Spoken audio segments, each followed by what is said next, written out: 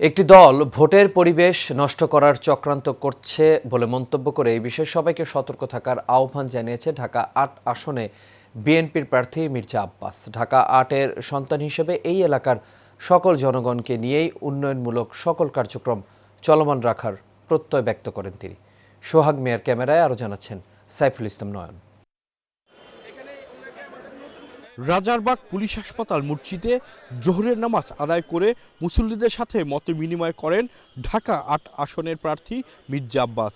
এ সময় তারেক রহমানের হাতকে শক্তিশালী করতে দানের শীষের পক্ষে ভোট এবং দোয়া চান তিনি। কারণ আমি জানি এলাকার সন্তান হিসেবে কোথায় কেন কোনো অসুবিধা হচ্ছে, তো সেটা দূর করা আমার পক্ষে খুব একটা অসম্ভব কিছু না, কঠিন কাজও না, হয়ে যাবে এটা ইনশাআল্লাহ। স্থানীয়রা জানান ১৭ বছর পর মানুষ ভোট দেওয়ার সুযোগ পেয়েছে। এই নির্বাচনে ধানের শীষের গণজোয়ার বইছে বলেও জানান তারা।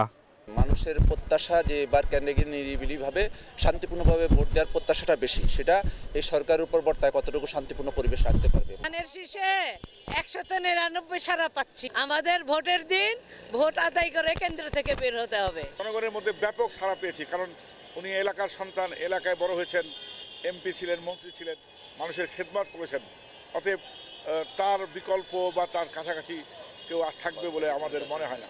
যে প্রতিশ্রুতি জনগণের মধ্যে আমরা ইতিমধ্যে উপস্থাপন করতে পেরেছি, আশা করছি যে জনগণ সেটা বুঝতে পেরেছে। ইনশাল্লাহ জনগণ ধানের শীষের পক্ষেই থাকবে। জামাতের আমিরের টুইটার হ্যাকের বিষয়ে সাংবাদিকদের প্রশ্নে মির্জা আব্বাস জানান, কারো টুইটার হ্যাক একটি হাস্যকর বিষয়। এই নারীদেরকে নিয়ে অশালীন মন্তব্য করার মতো ওনারা সাহস দেখাচ্ছেন, এটা ঠিক না। আমি আর তীব্র নিন্দা করি। যদি বিশ্বে এমন কোনো জিনিস নাই, হ্যাক তো হয় অনেক কিছুই, কিন্তু টুইটার হ্যাক হয় না, এটা উনি জানেন না হয়তো। সকলের সমন্বয়ে ঢাকা ৮কে একটি আধুনিক নগরী গড়ে তোলার প্রত্যয় ব্যক্ত করেন বিএনপির এই প্রার্থী। কিছু কিছু প্রার্থীর কথা শুনে আমার মনে হচ্ছে ওরা জিতেই আছে।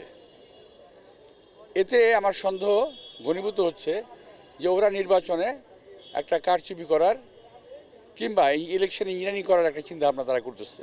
ওদের যদি ইলেকশন ইঞ্জিনিয়ারিং করার পরিকল্পনা নাই থাকে, আমি এত বছর রাজনীতি করার পরে আমরা শিওর হতে পারি না ওরা একেবারে শিওর জিতবেই। কীভাবে সম্ভব এটা?